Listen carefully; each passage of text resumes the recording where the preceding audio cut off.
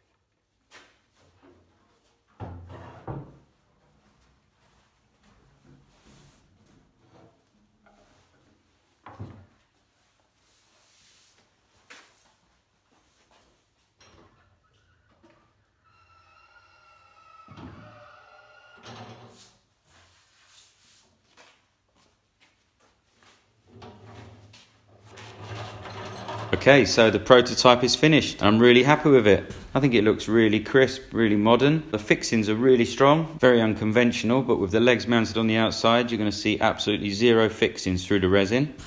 So I'm definitely going to go ahead with this. You'll be seeing this on a few more tables, especially the river tables. Thanks for watching.